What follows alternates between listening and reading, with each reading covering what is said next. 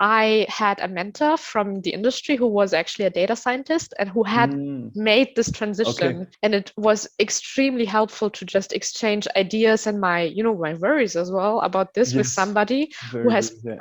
been through this. So I think that's really just realistic and not saying, okay, but I'm just not sure what I want to do with my life. Not at all. You're perfectly clear. Even if you want to bet everything and go full force for academia, I think it's just being realistic. You have no clue. You can devote yourself fully, work 12 hours per day, and then Exactly. don't make it there. Maybe like keep a side door open just in case you want to leave. Like one of the reasons I did econometrics was also because then data is everywhere, and people who know how to work with data are going to be in very high demand. So Mhm. for me, I always knew that, I could probably stay in academia, I could easily move to something else. And I mean, one of the reasons I'm doing that, or I did that, is because I'm extremely risk averse. I want to keep my options open. If you go for 6 months, maybe in the private sector, you'll learn just a ton because the things are completely different, and you'll see if it works or not. It's a success, because if it doesn't, well, you know that's not what you need,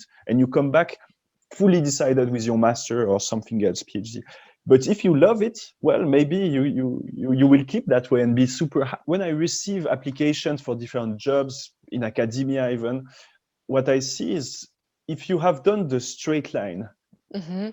in my opinion, your CV is not interesting. Like you are a project manager because a PhD Mhm, is a project, mhm, and it's a very complex project on top because it's very long mhm, with a lot of uncertainty, mhm, and you have to be able to meet those goals, and nobody's going to help you. And usually you don't get a course on how to manage my thesis. You have to figure it out on your own. mhm, So I think that is extremely valuable because you have projects everywhere. I think my supervisor at the OECD, she said, look, if you want to work for an international organization with a focus on economics, mhm. then a PhD is a really good prerequisite. Then somehow by leaving academia, I managed to find this super interesting place in between, these ethical topics and these Mhm. data science related topics. And I don't know, it just turned out really well for me. And I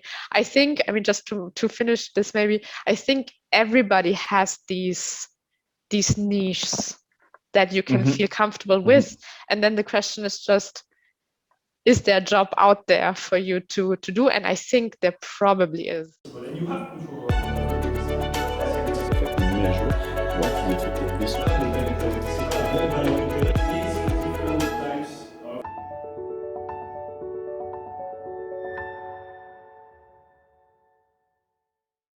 Welcome everyone on these 6 episodes already on the Unbiased podcast, your podcast about women and men of science, and more specifically about scientific research in economics. And today I'm really thrilled to have Sophia Ding, who has a PhD from ETH in economics, and who now is a consultant in AI trustworthiness. And today we are going to go through a very important discussion with 2 different angles. First, we are going to discuss about the usefulness of a PhD for a career outside academia, or at least how to go and keep your career outside academia after doing a PhD in economics. And then, as Sophia is working on very exciting topic and very relevant topic today about AI trustworthiness, we are also going to discuss that and the importance of AI, and potentially also the link between social media, conventional media, and conflict or different news bias that might happen. So thank you a ton, Sophia, for being here. Really excited about this talk. And the first thing I think we could talk about is really kind of your background. I've seen that you've made also an internship at OECD, and really kind of what led you to your position today as a consultant in AI. Okay, well, first of all, thank you so much, Kantan, for having me. I mean, it's very, very exciting to be on this podcast. You are doing a ton of really cool work. So I'm grateful to be able to contribute to it a little bit. Your first question is already a huge question, Yeah. and I hope we won't end up just talking about this. But maybe let me start at the beginning, because I made a very interesting full circle recently. So when I graduated from high school, I actually decided to study philosophy and economics, because I didn't want to just study pure economics, because I always felt like, hey, I want to also understand a little bit, maybe how is economics a science, learn stuff about ethics related topics, learn more about, development economics, where this philosophy angle is really interesting. And so that's how I started in the beginning. And then after doing interdisciplinary studies, I actually realized, hey, I want to focus more on the more technical aspects of economics, especially in econometrics. I've always been fascinated by data and what we can learn from data and statistical analysis. So I went to Geneva and did a master's in international economics, really focusing on empirical work. And I got very frustrated with my master's, because I always felt like, hey, we use these data code and we write these statements, but often we don't really deeply understand what's going on behind the models and why they work and why they make sense. And I think that's something you're interested in as well, doing a whole podcast on it. And so that's why I decided to do a PhD in econometrics, with focus on econometrics, both theoretical and applied, at ETH Zurich. And that was very interesting, hugely satisfying, because I did get to learn all these details, and the number crunching and the derivation of theoretical things. And but very soon I also realized that I'm interested in having an impact, like a kind of immediate impact with what I'm doing. And I want to emphasize that I believe research is extremely important and extremely influential. But at the same time, I also realized that, hey, maybe I want to see more immediate results of what I'm doing. Because research can be very, it takes a long time. It takes also a village to be successful.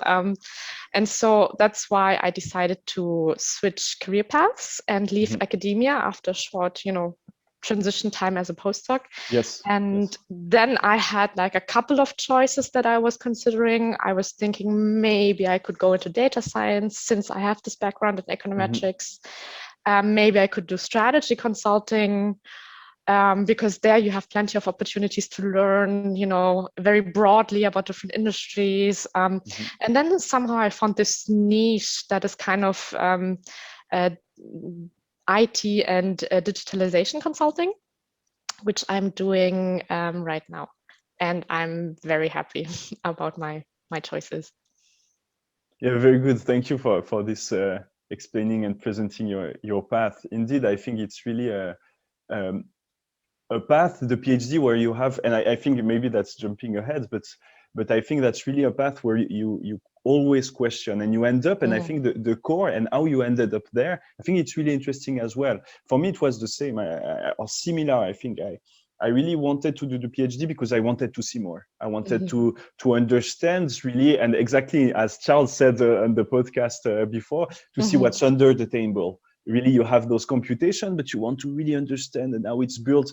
And then that's exactly your PhD thesis, right? It was really econometrics, making advances in the theory, and I think that's fascinating. So really, as a driver to see more, and then actually it's a constant question that people have during PhD and before being full professor. It's, should I go one step further, or should I stop there? And I think that's very interesting to share now with you, the fact that at some point you decided, and you went until the postdoc in ETH, so a really impressive position, and already far down the line, and or at least few steps on the career path to academia. And really, what was the driver of the decision? Just again, if you could state that.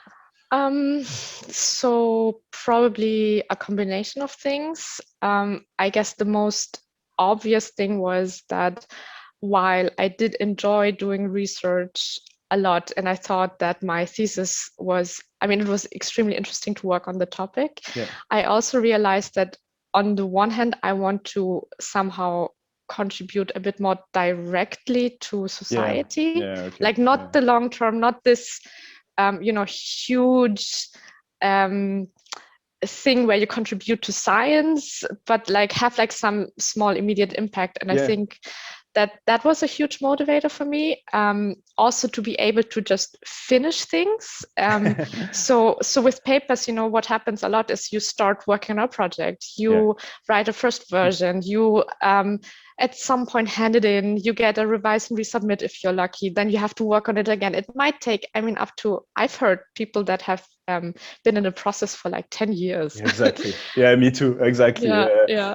So and indeed, we say in economics, it's really like around 5 years before you start working and there is potential publication. So indeed, when you think about that, it might be terribly long for different Yeah, situation, and exactly. like I completely see the point Yeah.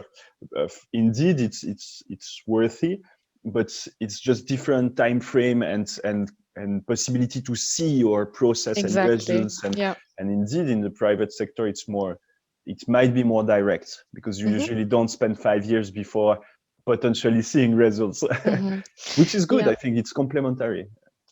And just psychologically, the fact of being able, like I have so many to-do lists, and I really enjoy this feeling of just scratching Yeah, an item off. yeah, And yeah, with papers, it's really hard to scratch yeah, things off. yeah. Yeah, agreed. In research in general, it's research, so you keep researching. Sometimes, exactly, you Yeah. have on this path, you kind of follow some tracks and then you keep going, but you're not sure if you should go in that direction or at which stage you should split. So even if it seems, I had those discussions very early with professors, they Mm. told me it's always the case. Indeed, with more years, more experience, you get a feeling of where to stop, how long it takes.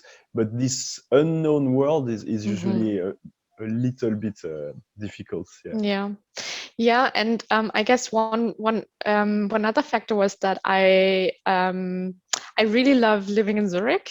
I've Mm, moved a lot in my nice. life. I Hmm. mean, when I was a teenager, I've spent some months in France. I moved to China for 2 years to finish school because of my dad's job. Then I moved back to Germany for my studies. During my studies, I've moved to probably 10 different places, for Wow. internships, for other types of studies. And when I moved to Geneva, I really felt like that was for my master's, right? I really felt like, okay, this has to stop because I Hmm. cannot make more friends. Like I'm just like physically not able anymore to meet new people. Hmm. And then I had like this position in Zurich, and I lived here for 5 years, and then I was like, hey, I really enjoy being here. I have a great group of friends. I don't really want to move away. So the prospect of having to be very flexible again Hmm. was kind of not very appealing. And so while Yeah. this was not the main factor for sure, Yeah. it was one of the contributing Yeah. factors. Hmm. Yeah. Yeah, I think it's a very important point that you raise. Indeed. And I think that's really something that's well known when you are in academia, but maybe not outside or before. It's people are really mobile. They exactly as you said. I think Exactly. your path is really what's the kind of story I hear, and I always met people from around the world. So it's very enriching. But at the same time, at some point, if you decide to settle, if you want to keep I mean, each time I saw people meeting again, new people settling in new cities, and this uncertainty of what's the next step. What's next? So you have the PhD. Potentially, you stay during your whole PhD in the same place. That's usually not even the case because you try to move already during the PhD. You move during the master, during the bachelor. So it's really something it's enriching, but that might raise difficulties. And indeed, I mean, I didn't do that. In the sense, for me, it was already too difficult from scratch. So I enjoyed being here. I was born near this lake of Lac Léman, and I stayed. So it was also professionally good decisions and optimal decision at the time. But I had maybe similar opportunities if I had moved around. I really wanted, and I stayed in Switzerland. But I think I'm by really the only person who did that in the person within the person I discussed to. I think that's something to take into account, because then the academic career is long before you can really settle as a True. And I think it's professor. important to note that, I mean, it's not impossible to stay your whole career in Switzerland. It's just not that likely, I would say. Exactly. No, exactly. I mean, we have few universities, let's say, compared to the UK or other bigger countries, and then you end up with basically you have your PhD, then your postdoc, then your maybe assistant professor. You're more and more specialized in something. So you have to have an opening for exactly what you will be the best at in your country, and that's just exactly, the probabilities are super low, and that's indeed something that's tricky. I mean, clearly I have a daughter, soon too, a wife here. For me, it's important that my daughters can see their grandparents, and yeah, it's tough to see myself moving around like this, and more Yeah. actually. And I mean, think about it. So that's one of the issues, right? Yeah. But there's another issue that is so-called dual career. What is it called? The dual career path or problem, you know, where Yeah. because a lot of us actually have partners that are doing the same thing. So Yes. they're also doing Yes, right. PhDs, Yes. maybe in a different field, maybe in the same field, and then try to have a happy relationship, but also a fulfilling career in academia, both of you. I mean, that's very tough as well.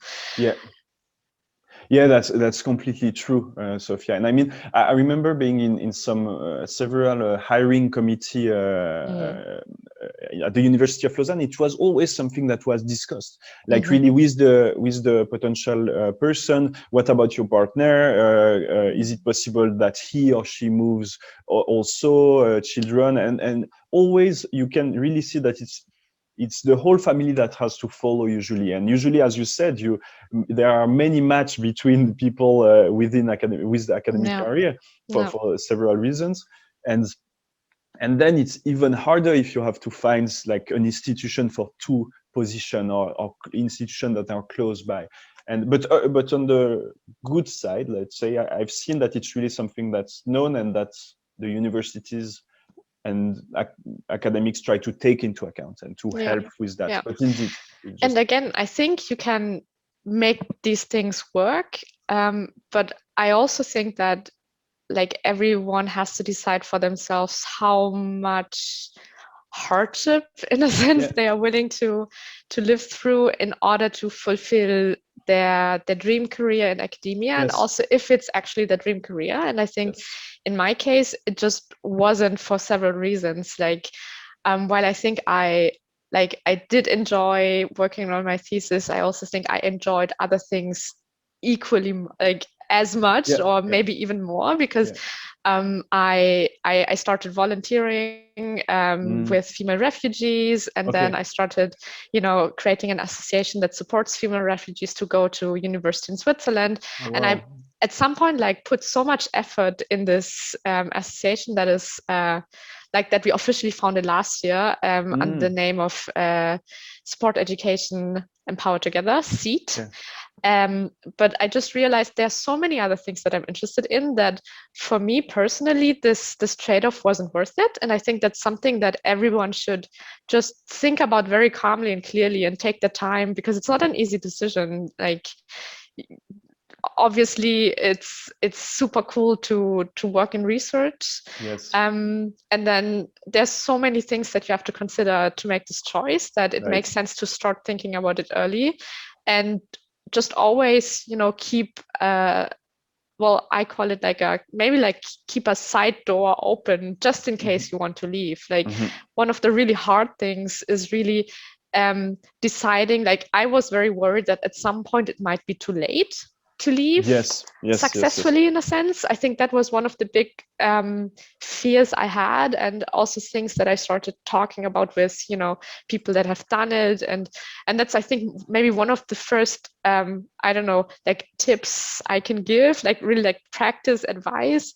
Like, first of all, start thinking about these things early, and also go seek advice with and talk to people that have done it. And so there are really cool programs, at least at ETH and EPFL. I know that there's a mentoring program, for example, for female scientists that want to either stay in academia or also go to industry. And I joined this program, I think, in my last or second to last year of the PhD. And it was extremely helpful because I had a mentor from the industry who was actually a data scientist and who had made this transition from, I think she even was working as a postdoc or a senior researcher for 10 years or something. So relatively late, she decided to make this transition. And it was extremely helpful to just exchange ideas and my, you know, my worries as well about this with somebody who has been through this. And this is something I can really recommend. And I think this is something like mentoring and mentorship. It's extremely valuable at all stages of your career and your life. And I think it's good to seek these people out. And it's really cool because I just contacted her on LinkedIn. Like, I did a little bit of research. Hey, what kind of person could be interesting to talk to as a mentor? And she like within a couple of hours or days, I think she replied to me and she said, hey, of course, like I don't have much time, but the little time I have, I'm going to support you for this year. And you can either do it with a structured program as they offer it at ETH or EPFL, or you can just approach these people individually. And you would be surprised. Like, I think people are much more willing to help than we assume. Yeah. No, that's a very good advice and very useful indeed. And I think that's something, so many things came to my mind, so I'm taking notes while you were speaking. But one, and that's really linked to what you just said, is the fact that, I mean, academic career are tough, lots of uncertainty, right? We said that, it's known when you are there, at least. And basically you interact with academics, so with people who made that choice and who potentially succeeded. So they will most of the time advise you to keep pushing because they are fulfilled in their life, they are passionate about what they're doing, and it worked for them. So they are really encouraging, and that's fantastic. And I can only thank everyone, and I'm on this path at the moment, but with the knowledge that it's really tough and there is uncertainty and we have no clue how it will end up. And just to, I mean, not to interrupt you, but there's a really good point that you made. So the thing is, people that we talk to, our advisors, they made it at some point, right? And they are very successful. So that's why they are professors today. But the situation, like maybe 20, 30 years back, compared to the situation today, is very different as well. I mean, there's much more competition. It's much harder to succeed as, you know, like in academia. I mean, the number of PhDs, I mean, I don't have the exact numbers in mind, but just like the share of people that continue with a PhD, that continue with a postdoc, I mean, it's just become much, much harder. So I think that's also something I noticed, that sure, our advisors, obviously they want to encourage us, especially if they think we're good, but sometimes I think they might not realize how things have also changed. And I mean, obviously there are also things that have become better, like I think the awareness of the lack of female professors that we have around, I mean, that has for sure improved. So I don't want to just complain and say, oh, things were better when we were young, blah, blah, blah. But I think that's something to consider. And I mean, the name of your podcast is Unbiased, and I think like people that have made a certain choice, they are not unbiased when they recommend the same choice. That's completely true, and I think that's why it's perfectly valid to seek advice from them, but as well as you did, just diversify. But what's the other thing? And actually I was discussing with many students as usual, and they asked, but should I keep going with that or that? And when they ask me if they should try private sector, I'm like, okay, that's many people who have different advice, but usually and often, but again, with specific case, I know the person, I know their past, I know their CV. I was often saying, okay, basically you're asking me if you should just keep going. You are like 21 years old and you want to keep pushing in academia, doing your master, second master or something. But you know that. I mean, you've done your bachelor. You kind of know what's ahead. It's fantastic. I loved my master. I learned a ton, even more than during my master, only on 2 years. But you kind of know this. If you go for 6 months, maybe in the private sector, you'll learn just a ton because you have the things are completely different, and you'll see if it works or not. It's a success, because if it doesn't, well, you know that's not what you need, and you come back fully decided with your master or something else, PhD. But if you love it, well, maybe you will keep that way and be super happy. So I think it's very important to broaden the view, and your advice about seeking for mentor is great for those reasons. And Kanta, I think also trying different things, what you just said, is really important. I mean, during my bachelor studies and master studies, I have used almost every free minute to do internships. I mean, I did a ton of really really different stuff. So I just remember, I think the first internship was in Beijing. I did consulting with a focus on I think employee well-being. I mean, it's been such a long time that I don't even remember. Then I did conference management and international politics for half a year, which was really interesting. Risk management at a big chemical company, Wow. also completely different stuff. And then at some point I also went to work for the OECD, because for a long time I wanted to work in international organizations. And then during the masters I had the possibility to do an internship there, and then continue working for a couple of months as an external consultant. And I think, because you asked me why I also did decide to do a PhD, and back then it was because I think my supervisor at the OECD, she said, look, if you want to work for an international organization with a focus on economics, then a PhD is a really good prerequisite. So I think that's one of the things where, even when you start thinking about what can I do with a PhD, I mean, obviously the main motivation should be you want to do a PhD. You shouldn't do it just for the title. But then also maybe it's a good idea to just from the beginning think about different paths that you could envision yourself doing, and then think about how you could even choose a topic for your PhD that still allows you to move on different paths. And I think that's something I did. Like, one of the reasons I did econometrics was also because then data is everywhere, and people who know how to work with data are going to be in very high demand. So for me, I always knew that, I could probably stay in academia. I could easily move to something else. And I mean, one of the reasons I'm doing that, or I did that, is because I'm extremely risk averse. I want to keep my options open. And so at every stage, and even now, I'm thinking about what skills can I acquire that will help me keep those doors open. Yeah, that's a great advice. You already brought that up before, and I think that's a perfect timing to really even extend on that. So basically, indeed, keeping options open, because there is no certainty. Let's be real. I mean, you have no certainty, even if you could be the best person in the world. There's no certainty. Exactly. And we're probably not.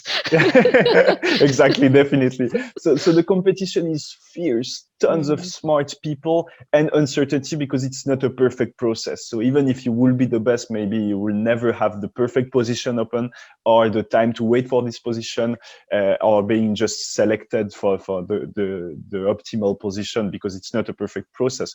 So I think that's really just realistic, and not saying, okay, but I'm just not sure what I want to do with my life. Not at all. You're perfectly clear. Even if you want to bet everything and go full force for academia, I think it's just being realistic. You have no clue. You can devote yourself fully, work 12 hours per day, and Exactly. then don't make it there. So I think it's just a reality. And what's yeah, you already actually said kind of the skills you prepared to keep side doors open, and again, very valuable advice. And and this leads to small comments before the other things. It made me realize like you were interested in so many things, and and you tried many different things. And I witness this quite often among PhDs, and I mean that's why you're doing research. You are curious in the end. You want to discover stuff, and you are That's really very interested true. about the answers. And basically, that was really when you were speaking, I was really thinking about it. You're a very good example of that. But I was also thinking, actually, let me just ask you a quick question, because sure. if I remember correctly, before you started your studies, you did a what is it called in Switzerland? Apprenticeship, right? Yeah, exactly. Yeah. Yeah, exactly. So, I mean, the thing is, I noticed with PhD students, like we have a couple of friends because we know each other from Guernsey. I think you didn't No, mention that, but I had it in mind. I forgot. Yeah, we did doctoral yeah, school together. exactly. So we did that together, and there were a couple of people actually who did this thing that's very specific for Switzerland, which is the apprenticeship. And I think that's cool about the Swiss education system, that it's very how do you say, like it's easy to move paths or Yes. to Yes. right. That's basically what happens. It's like you might do like this vocational training first, and then you still have the chance to do your studies, and you might be a little older, you might know a little better what you want to do. And what I realized is that those people who had seen other things were much more determined doing their PhD because they had a much better motivation or clearer reason for doing it. And I think you are a very good example of that. And I was just wondering, do you think the fact that you didn't, go to university straight from school helped you in, forming your ideas and your like the career path that you want to pursue? Yeah. So fantastic that you share that, because that's really a theme. Again, I'm talking with a lot of students about career, about really trying to discuss and exchange with them and share my knowledge that I have. It doesn't mean that it's fantastic. It's just the things I learned along the path. It's right or wrong, but just sharing with them and exchanging about what's could be the best choice or what could be. And I think this leads to exactly what you said. So first, yes, I did this apprenticeship. I was really bad at school. I could not anyway continue with something It's else. hard to imagine, Kanta. Succeed there. So I ended up there. It was fantastic. And actually, I was working on media, so doing 3D video editing and lots of stuff, websites.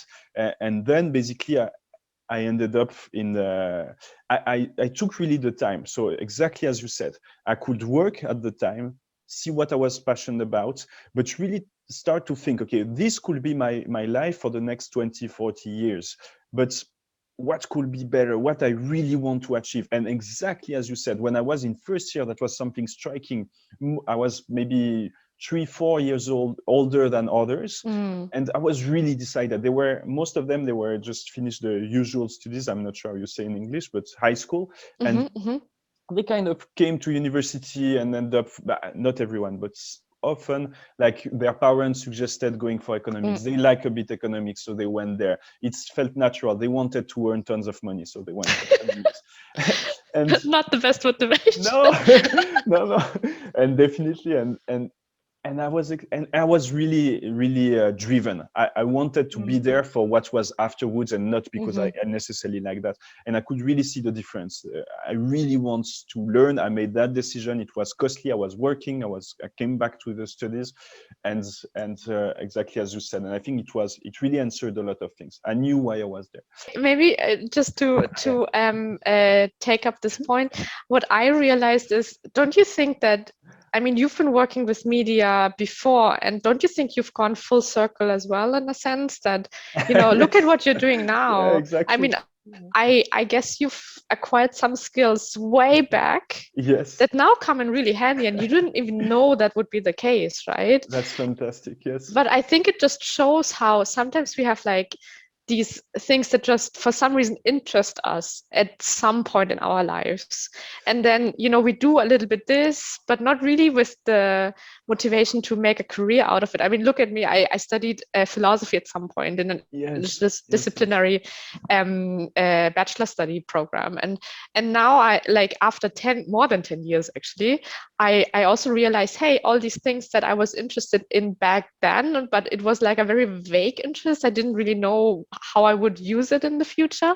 Now with my current job, I mean, I don't only work on AI trustworthiness topics. It's one of many topics that I do apart from, IT strategy Okay.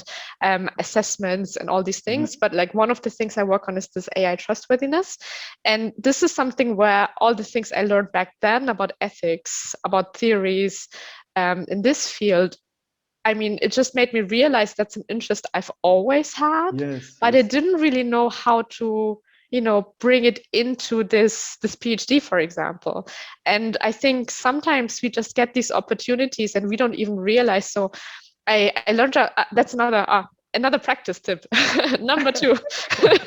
No, but like, so the thing is, I took some career courses at ETH as well. I mean, there are these like there are a lot of there are a lot of offerings by the career services, for Mhm. example, at the university level. And I took a couple of courses as well, and I don't really remember what kind of course it was, but I just remember that the trainer, he said, "Look, we are not, like linear people in the sense that most of us don't only have one main interest, we have Mhm. several, Mhm. Mhm. and it might be that at one point in your life."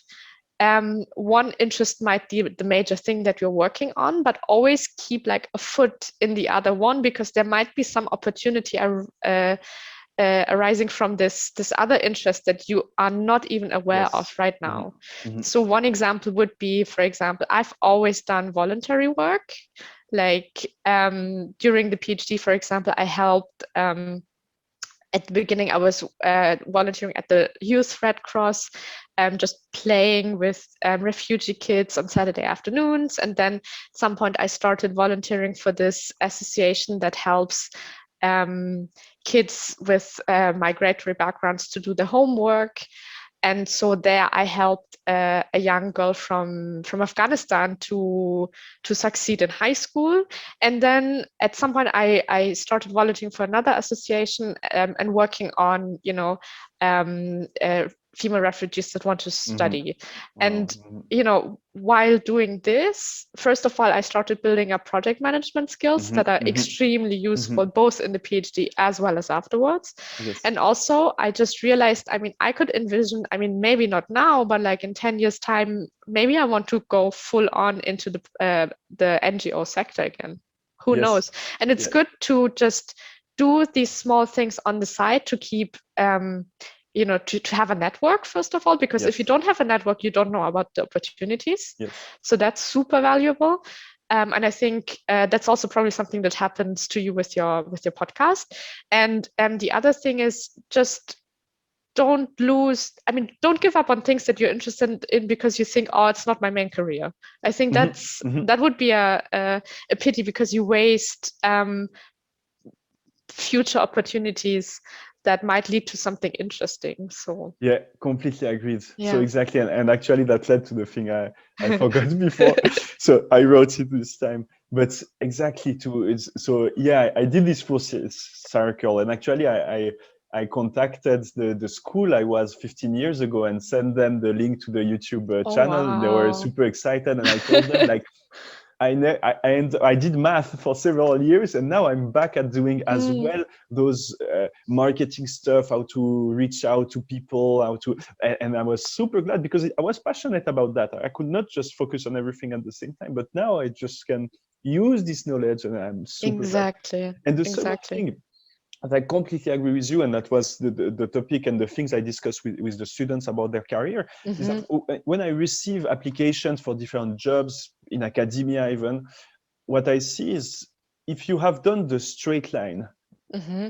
in my opinion, your CV is not interesting. I mean, no, I'm sorry, but I mean, it's a bit rough or direct, but I mean, because you have tens, Yeah, 20 on the that pile looked the with the same. same guys and Right. people Right. smart. You have people smart who get six. That's super impressive. Really, I'm Hmm. not I mean, diminishing it that. is. It's definitely That's super impressive if you have a impressive. straight And six. it's a lot of work. But I mean, there are others and it's difficult. And maybe you have, actually, maybe you are peculiar and you have, um, but it's not visible on the CV. As if you diversify a bit, and you have something, you can show that you worked. So you have a work ethic, you know what it means to work maybe in the private sector.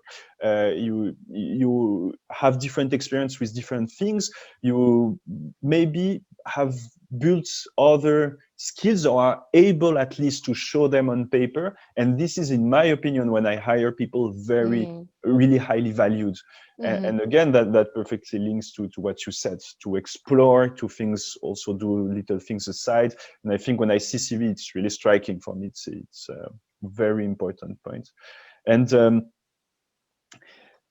yeah, and one of the big question about that. So how was how to say that correctly in English? What's the usefulness of your PhD on your career, if you want, today? Okay. Mhm.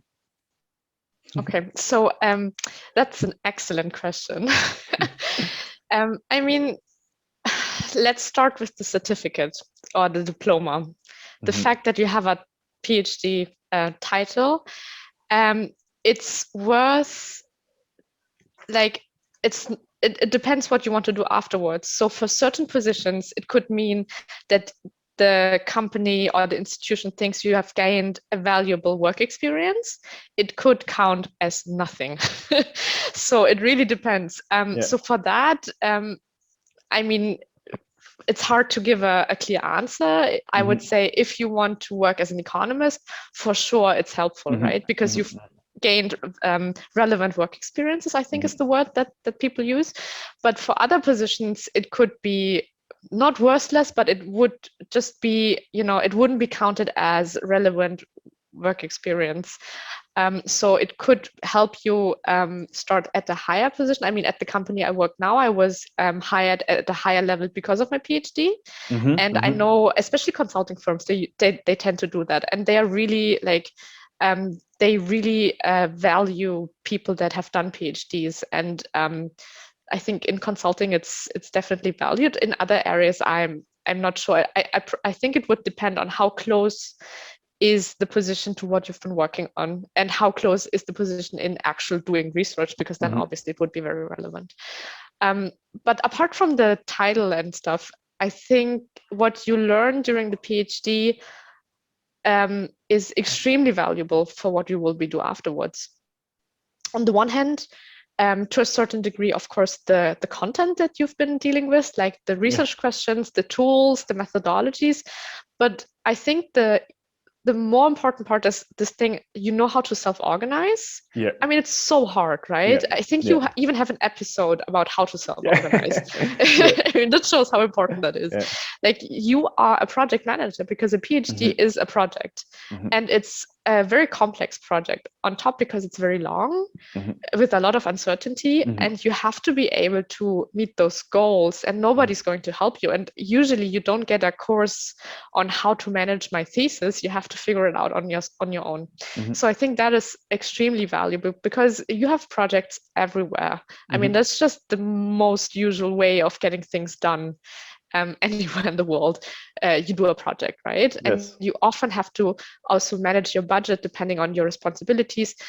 Probably you've done some teaching, which is extremely valuable as well. Then you know how to present. You know how to, ideally, give a talk not only to people of a certain, community, but you know how to present ideas in a more like a way that is easy to understand for the general public as well. I mean, these communication skills are extremely valuable. I don't know whether you made the same experience. Yeah, I think I totally agree. So actually, when I asked the question, I was thinking the same. The first thing is really indeed, I mean, organizing on such a long term, being sometimes alone. You start your PhD and you even if you have very good supervisor, it's how it works. You are a bit alone trying, and it's worth it, and it's a good thing. You have to learn how to decide, to organize, to have something structured, to advance on the long term, to plan. And I agree with you that the PhD is really worth for those skills, really self-organization, planning, working on your own, and also about selling your ideas, presenting against Exactly. a public who is really eager to help you, but asking tough questions. And you have to defend to manage the stress of being in front of this audience that's usually really active. Mm-hmm. And also to write well and I think it's a very big thing that's usually not known outside, but you have to really be able to sell your ideas and write really well the core and abstract. You have to write the technical things, but also to abstract and really make the reader understand that it's really worth and what you're doing is really the most important question that everybody should be interested in reading the answer, and that's your work. And I think all those skills are tremendously valuable in any field. And indeed, if you teach and you present, it really helps you to be in front of an audience, to manage the stress of having questions. I mean, if I take my example, I very early, it's been now 7 years that I'm teaching to sometimes auditorium with more than 300 students. Sometimes it was 500 before it was split in three. And you don't have often the opportunity to do that. So I think it's indeed all points that are really useful on any path you will follow. So completely agreed with you on that. And let me just take my notes. Maybe I can just rephrase Yes. one thing, because Mm-hmm. so about managing other people, I think maybe managing is not the right word, but like how to provide feedback to other people Yes. in a way that your work relationship can be mutually beneficial. Maybe that's a better way to phrase it, because I don't really want to criticize anybody, because it's tough, like working with students and colleagues. It's not always easy, and we are all just human beings. We all make mistakes, including me. I'm pretty sure I have done some things that were not ideal in my working relationships. But I think having learning the ability to somehow figure out how to deal with difficult situations. I think that is something I learned during the PhD. Mm-hmm, mm-hmm. Yes, I agree. And very good point. I mean, indeed, we talk about the pressure, about the unknown, and indeed, everybody who finished a PhD will tell you that it's tough psychologically as well. So you have to deal with pressure, with variability. You put everything, and one day you think you're going to contribute to the world, and the day after you realize that your computation were wrong, something was wrong in the code, and you feel like everything can go to trash. I mean, I went through that like hundreds of times, not 10, but really nearly every week. It was ups and down during the PhD, and I think that's tough. But that teach you a lot of things, and that teach you that failure is a really important part of the process of creation or achievement. That's an amazing point, actually. The fact that we work, and then sometimes you have to just throw everything away, and you can't be too attached to what you've done, because if you're too attached, you will just despair, because that happens so often that you have to redo the whole thing because of some issues. And that is I mean, how would you call that? That's something like you learn to be maybe more resilient. Yeah. That's what I would have said exactly. I agree with you. You really have to, because you put a lot of effort, and as we said, lots of uncertainty. So even if you haven't done anything wrong, it might go to trash. So with the current teams I'm working in Zurich, they are really fascinating people, really, who published in the very best paper journals, with really impressive top publication record, and they really told me this quite early, like most of the projects you start will never end up anywhere, and so maybe 9 out of 10 of your ideas and things you put effort in the beginning will not be published, and definitely not in top journals. And this is so important. And again, I always come with this example that I've read, that the people that are the most often rejected from top journals, scientific journals, are the ones who publish the most there, because they just keep trying, keep pushing, learning, going forward.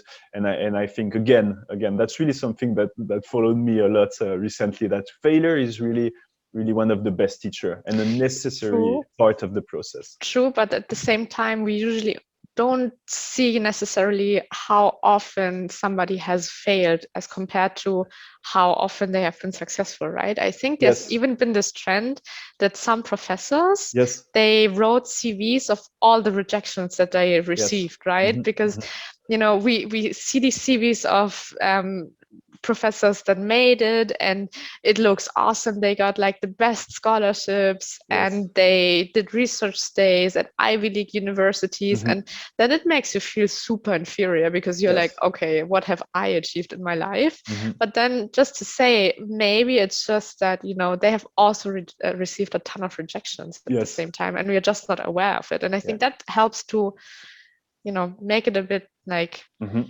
easier to understand or Yeah. to accept these difficult Yeah. situations. So that was the very best advice I had the other day. One of our paper has been rejected from a top Mm, journal, but it was, yeah, okay, as usual, it's very top journal in science. Probability yeah, of being accepted is super low. I yeah, just told that to a colleague. I'm not sure I can cite him, so I will not.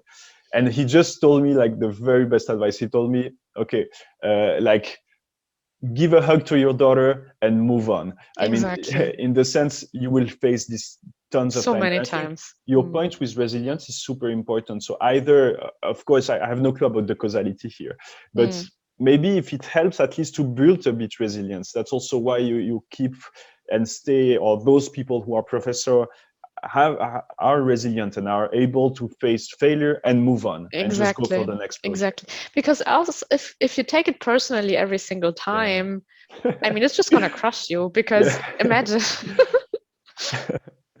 Yeah, agreed. I mean, it's tough. I mean, you see during presentation, like it's like of the I like to call it like this. It's kind of the national sport in economics. You really try to crush the presentation, but it's for the good of the presenter because like this, it's the only way to move forward and to build a better paper and really challenge your ideas.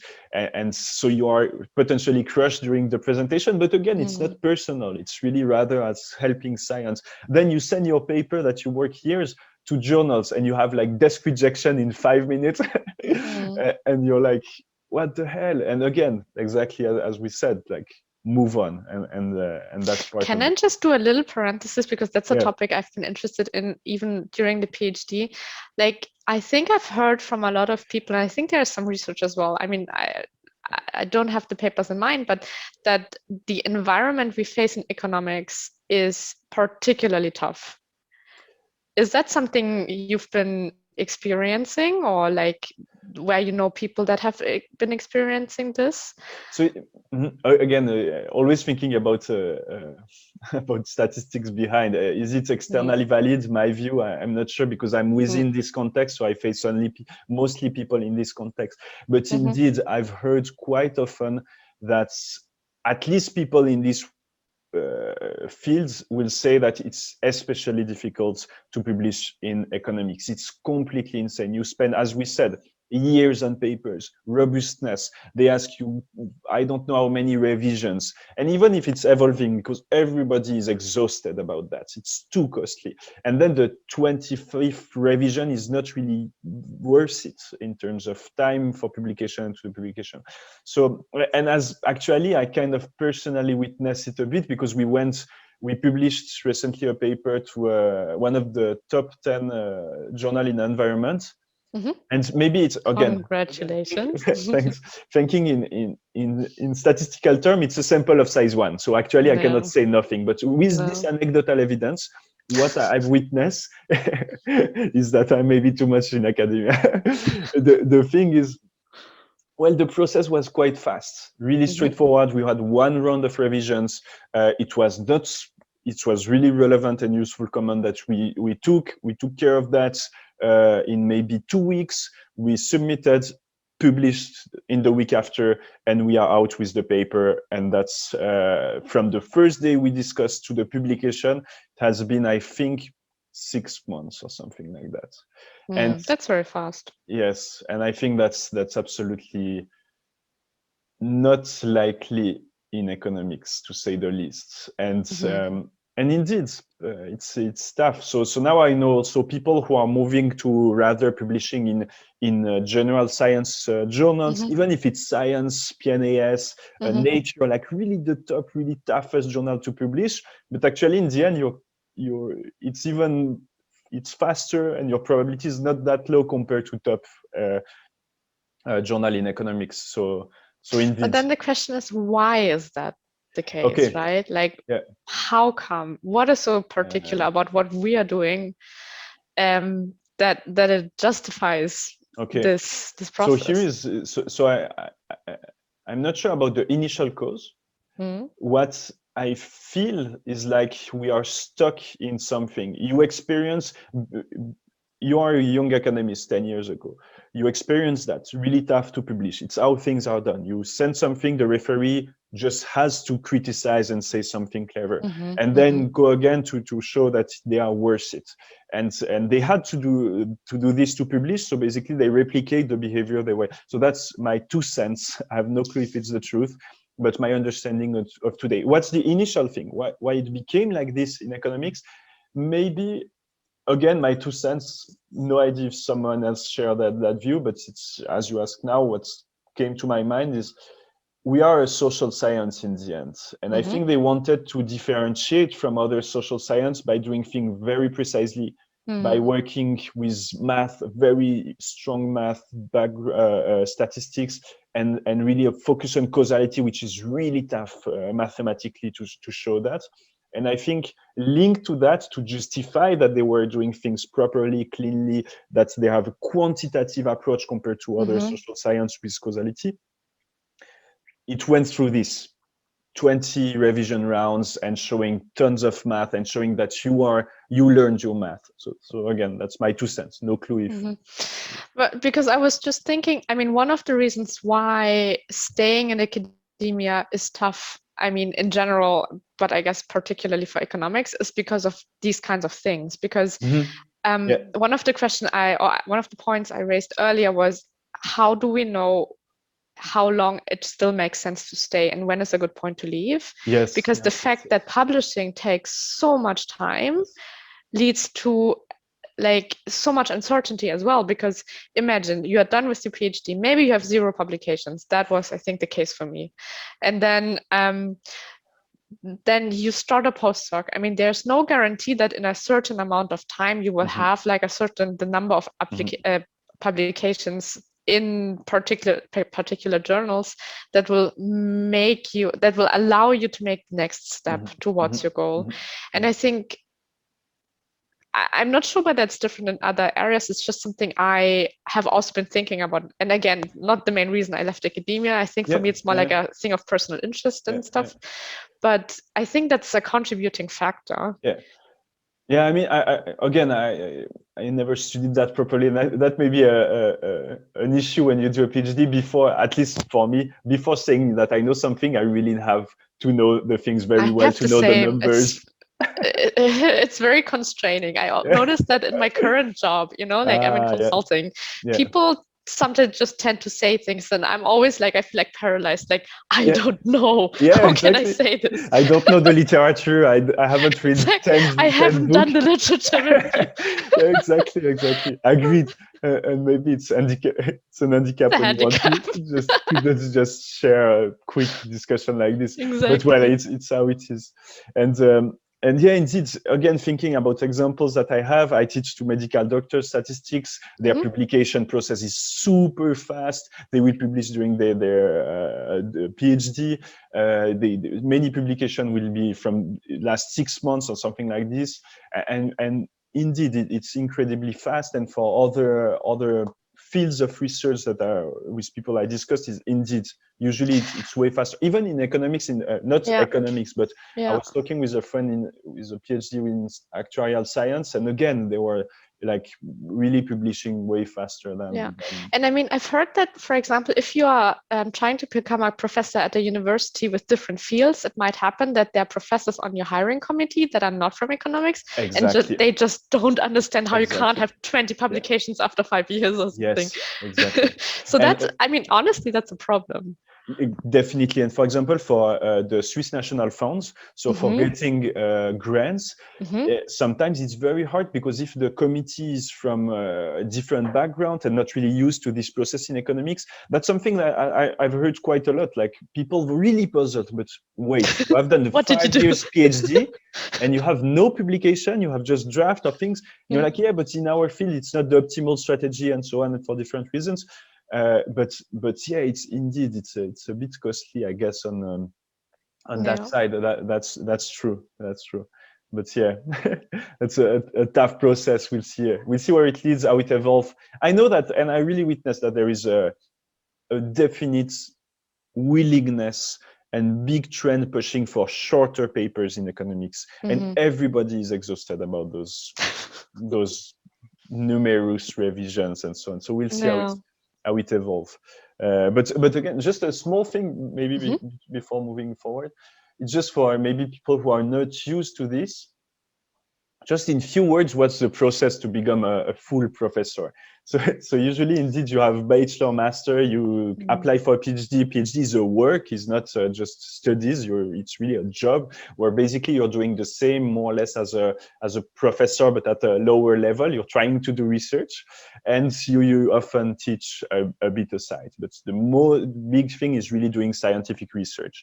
And then once you finish your PhD, the standard way, at least in economics, will be to go for a postdoc. You can become assistant professor directly, but basically you have, then the clock starts and you have a few years to publish the best you can and the most papers you can in the best journals. And this will kind of define your pedigree. I don't know how to say in English. You kind of your level and what's your quality, your CV. Basically, you build really your CV with this small time after the PhD where you publish papers, and depending on the years and the number of publication and on which journals, it really give you a kind of a ranking, if I can say it like this.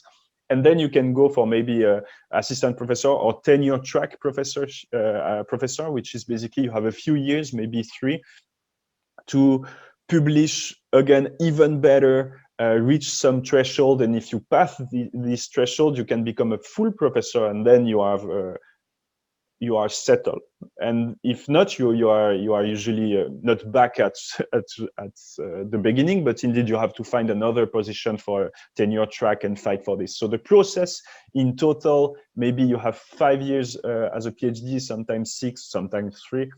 Then 2 to maybe 5 years as a postdoc, then 3 years as an assistant professor or tenure track professor. So it's a long road. And each step is tougher and with more uncertainty, even if the pool of people remaining is slower. And it's a lot of pressure. I mean, I've always noticed that our postdocs, they were under a lot of pressure, because during your PhD, sure, it's tough, but if you don't have a publication, it's not too bad. Like, at least, I mean, I know plenty of people who didn't have a publication and they obtained the PhD. It's not a requirement usually. But the thing is, once you're done, and I mean, that's where people also say, oh, your clock is starting to tick. And I mean, as a woman, it sometimes feels like there's so many clocks that are going to start to tick around 30, But like that's a clock that starts ticking, and then you notice that people become very stressed. And I also think it has a huge impact on people's mental health. Yeah. And so this is something where I just wonder whether, isn't there some other way that we could do these things so it doesn't have such a huge toll on people's well-being? Yes, I agree. And I think, so I don't have an answer, but yeah, indeed, it's a lot of pressure, and I think that's something I would like to react as well. The thing that's basically at the same time you have to settle your life, or you wish you are about to settle your life, you want children. I think I mean, my wife is pregnant for the second time, and I thought about it so many times. Like I'm giving everything I have to academia, really working like crazy. I love it, and that's why I'm doing that.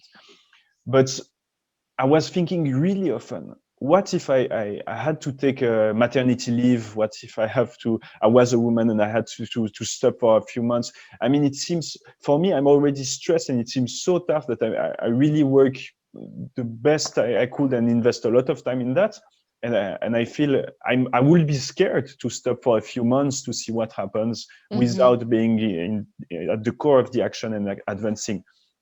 And that's really something that made me realize this a bit better, this whole discussion and story about the difference between men and women on their career, because it's really now that many things are. And again, I don't have answers. I'm just sharing my thoughts that I had recently, that indeed I can only imagine that it's an additional stress, and potentially it's a cost on their career. And again, I don't know, I don't have proof answers to that, but I'm just sharing my thoughts. Yeah, I also think that it's just something to keep in mind, that there are certain factors. I mean, but also for you as a dad, I mean, I guess you don't want to spend, 120% away from your family. So, No, I mean, some things are really universal.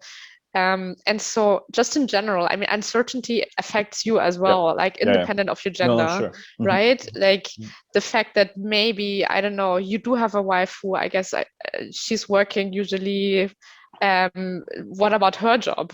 I mean, that's probably like her career is equally important, right? So exactly, it's like super hard to manage all these different things. And then, you are at a stage of your life where, I mean, that's kind of the thing that you want to advance in your career, but also you want to, make sure that everything else is going well. And I think all these things together, it's just very complicated, but like many people manage as well. It's just to keep in mind that I think it's an additional hurdle that if you're not fully independent, I mean, some people are just fully independent, and I think then it makes things much easier. But as soon as you have certain responsibilities and attachments, it comes with a certain cost as well. Yeah. No, that's it's true. when we start talking about trade-offs that we love so much in economics as well. Yeah, exactly. And really uncertainty, and that's interesting because you have to experience things. You don't have we don't know the future. I mean, the current situation is a very good example. Who would have thought like 1 year or 2 years ago that it will last for so long, that this would happen? So lots of uncertainty in life, and against resilience is our friend. Then somehow by leaving academia, I managed to find this super interesting place in between, these ethical topics and these data science related topics. And I don't know, it just turned out really well for me. And I think, I mean, just to finish this, maybe I think everybody has these niches that you can feel comfortable with. And then the question is just, is there a job out there for you to do? And I think there probably is. Yeah. You might not even be aware of it, but I mean, we were discussing earlier, for example, one of the passions that you have is really science communication. And I mean, the corona pandemics has shown how important science communication is for us all. Like, I think there are probably going to be a lot of interesting jobs there. So, I think there are plenty of interesting opportunities for people with a PhD who have done research, who want to move into the private sector or public institutions that are also very interesting places to work at. And it doesn't necessarily mean that you have to be, that's very important. You don't have to be an economist, because I'm not an economist right now, right? I'm not working on economics anymore, but still, even though you have a PhD in economics, you might have the possibility to do so many other things outside of economics, or with certain touching points, because those I do still have. It doesn't mean you have to look for a job as an economist.